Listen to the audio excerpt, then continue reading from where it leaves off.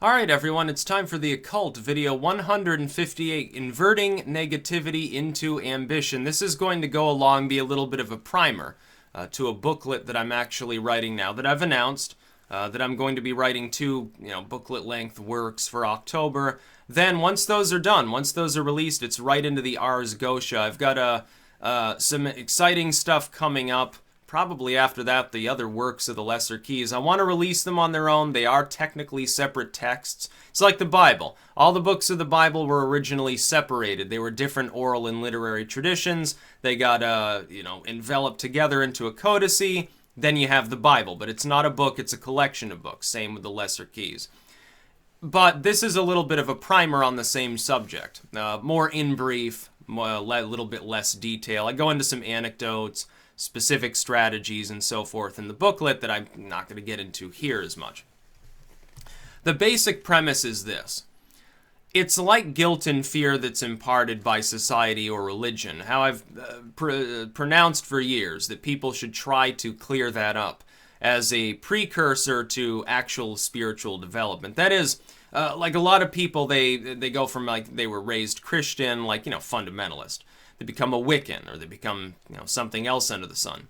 They still retain a moral kernel of that original religious stricture, that original dogma, in their new practice. Therefore, their form of paganism is inevitably going to be corrupted by that. Because they're still feeling guilty about things that the dogma that they've now enshrined themselves in is part of.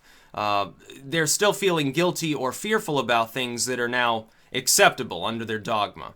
Or they feel that things are, acceptable that should be unacceptable because, again, they're still part of that original dogma in an ideological sense. Dogma itself, the ideology, the practice, the spiritual side, does not always coincide 100% with a religion. The two are separate. This is just more evidence of that same concept I've also spoken of. That you have theism versus atheism and, apatheism, agnosticism. That's the theism angle. You have spirituality, whether you have it or not, what form does it take? Then you have organized religion, your membership or lack thereof, tolerance towards or intolerance of actual organized dogmatic systems. These three things are entirely separate. They sometimes overlap. Increasingly, I think for a lot of people, they don't. A lot of people, they profess themselves, oh yeah, I'm a Christian. But they're not spiritual. They don't even necessarily believe in the Christian God. They just profess it culturally. Or they believe in Jesus Christ as their Savior, but they don't go to church, or they don't have any spiritual beliefs. They're just like, yeah, Jesus saved me. That's the end-all be-all for their religious practice of sorts. Inverting negativity into ambition is as simple as this. In brief, I'll give a lot more meat and bones in the actual book. It's this simple. When you have negative emotions, when you have that guilt and fear, it should first be converted into anger. A lot of people, they go through life, they feel that fear. They feel that negativity, the guilt or whatever. They may even dimly realize that it's not legitimate, that what they're afraid of is a boogeyman, what they feel guilty about is perfectly normal in a more modern, perhaps enlightened sense. Maybe they've switched religious groups and they still retain that guilt and fear from the old one. What you do is quite simply, instead of ruminating on the guilt and fear, instead of allowing yourself to feel those feelings, you have to first tell yourself, well, there's a reason why I feel guilty or fearful. What is that reason? It's inevitably going to be another person or group. It's a dogma. It's a person in your life. Maybe you were jilted at some point. You were harmed by another person. Allow the anger to flow in regards to that individual or that thing. Yeah, you can target a dogma or whatever. Now, here's the key.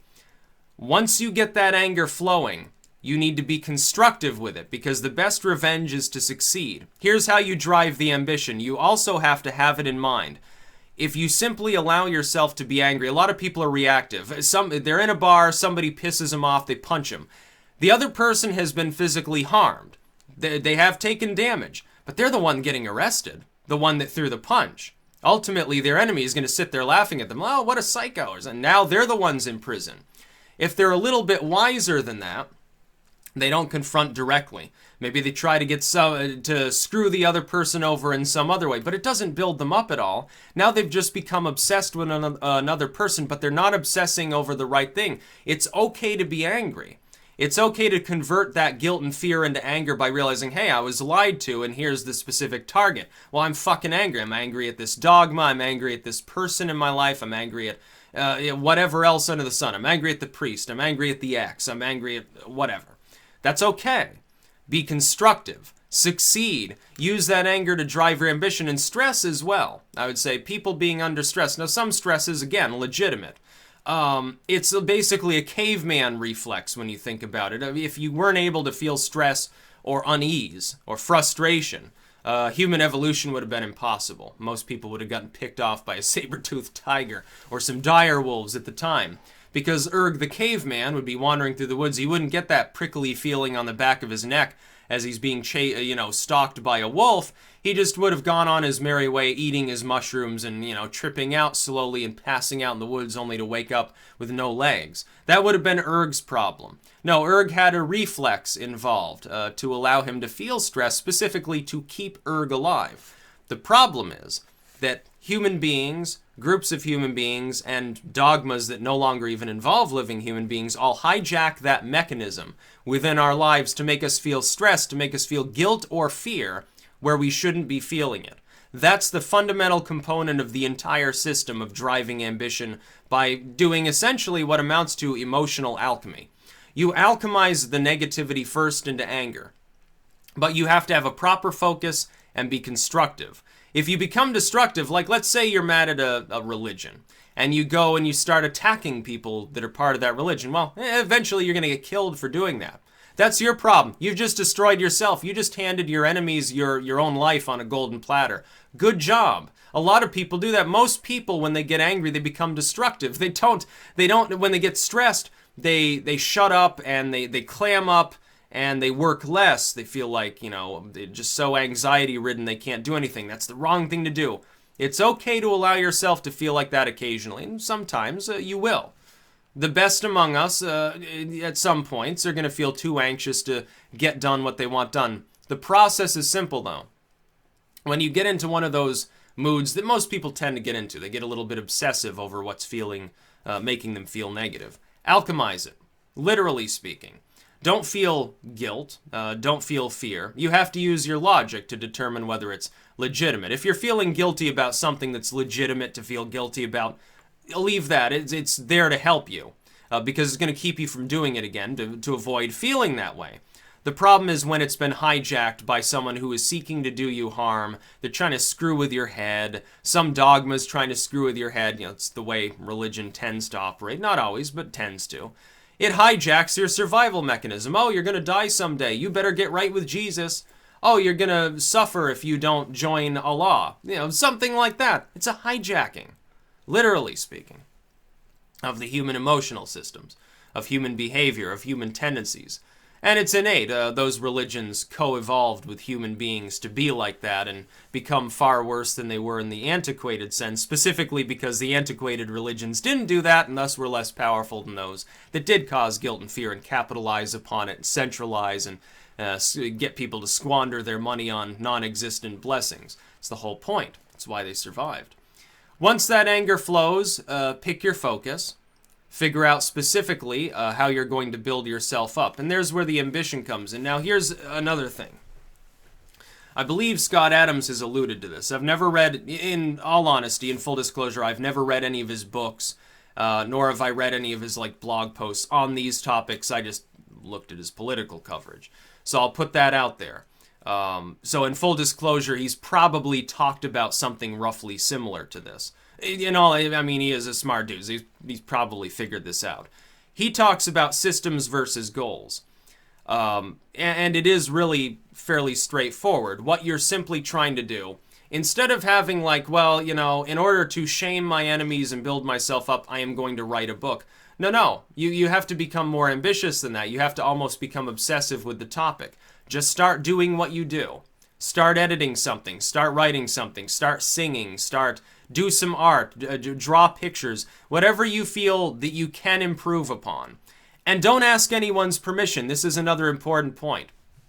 If I had asked other people to give their opinion of whether I should start analyzing politics, I don't think I'd be where I am right now. If I had asked other people, hey, You know, I think I need to get a double master's in like English and literary history in order to be allowed to edit books or to write something. Well, I wouldn't be where I am right now. I just started doing it. I didn't ask for anyone's permission or anyone's blessing to begin doing what I'm doing. Don't bother, because most people are just as confused as you. There's another secret of life. Most people, people who get old and they like act wise, or you know, oh, I'm older, so I'm so much wiser. Bullshit. No, you're still a kid. You're just trapped in an older body. That's really all you are. You didn't get any wiser at all, generally speaking. You're probably dumber than you were when you were a teenager in some cases. Don't bother listening to other people. Just do what you do. Let that ambition overtake you, and you'll go into hyperdrive. At some point, it will almost refresh your mind. It's a weird sort of phenomenon that I can't even quite quantify or explain. Over time, someday you're going to wake up if you've gone down this path. And you're going to be like, well, shit, I've started to accomplish things and it feels innate. It feels like you've always been doing it, like you were always able to do it. And by the way, if at first you don't succeed, try again is a pretty good mentality. Because you probably will fail at your first few ventures. I'll give an example here, an anecdote. This will be in the book as well.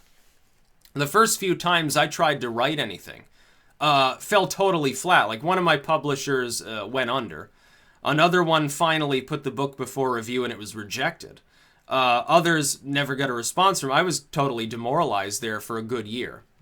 Before I started doing what I've been doing lately, I was totally demoralized because I'd had nothing but misfortune in the literary world. As far as YouTube went, I think I was maybe 10,000 subscribers or something. So yeah, the audience was okay, but I didn't have the same reach that I have now. Just keep doing it. Just do it also works as a stand-in mentality. Once you get that ambition going, you're going to keep it up. You'll get addicted to it. It's like an addiction, but it's a positive one. It's constructive. You're taking advantage of your own talents, already recognized, or those that you're building up. You're potentially capitalizing upon them.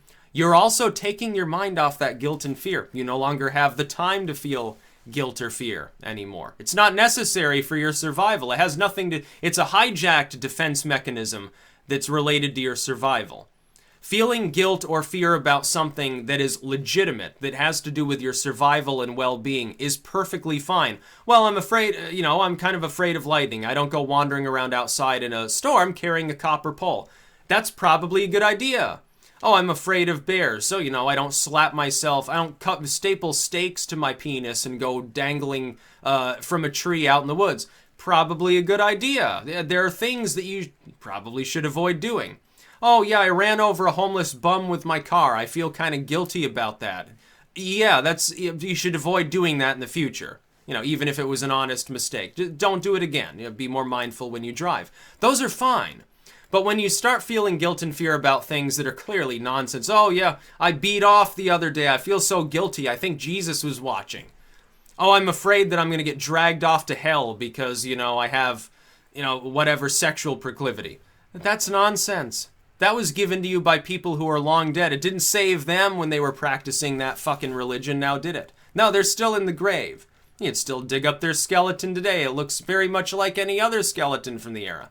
How are you going to tell the difference? You probably can't unless you studied forensic anthropology.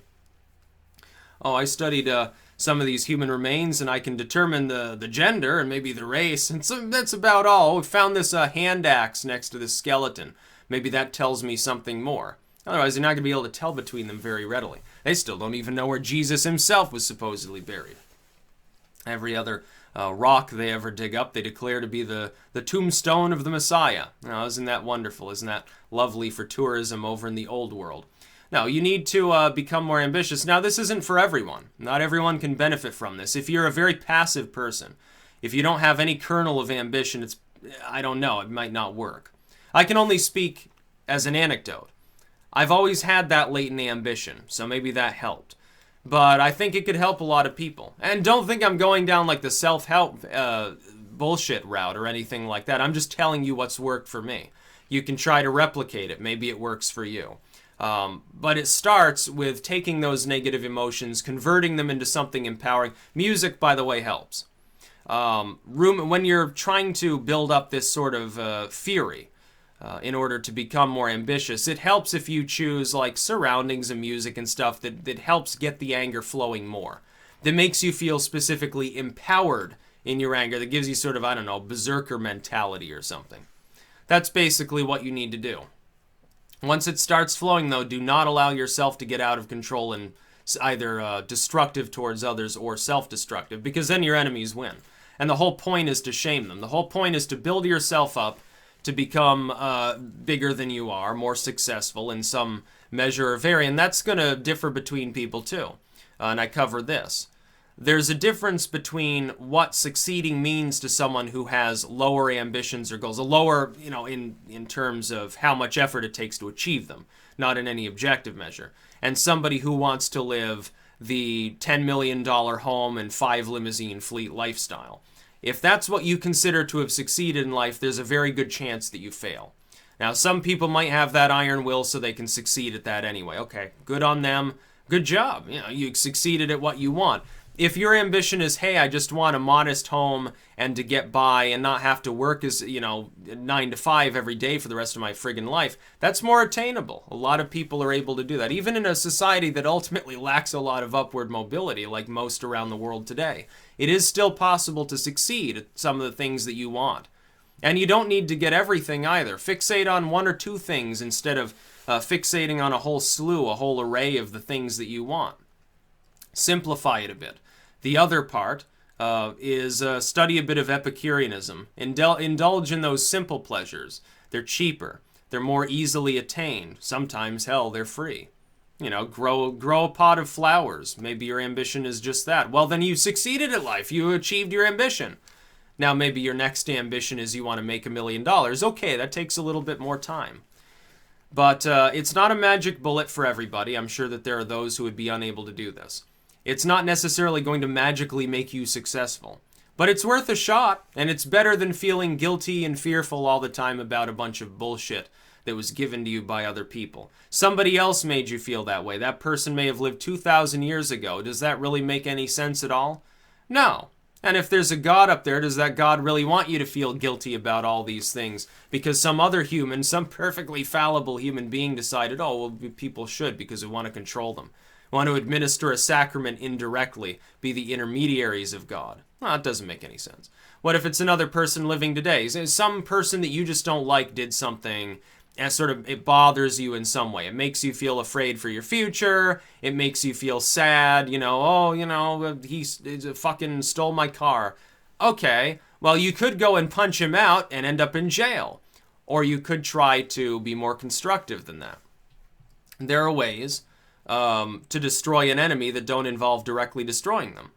Essentially, you eclipse them entirely until they become so meaningless that you have to move on to something else to drive your ambition because you don't even care anymore. You have to learn how to do that. It's possible to do. That's about all. Peace out.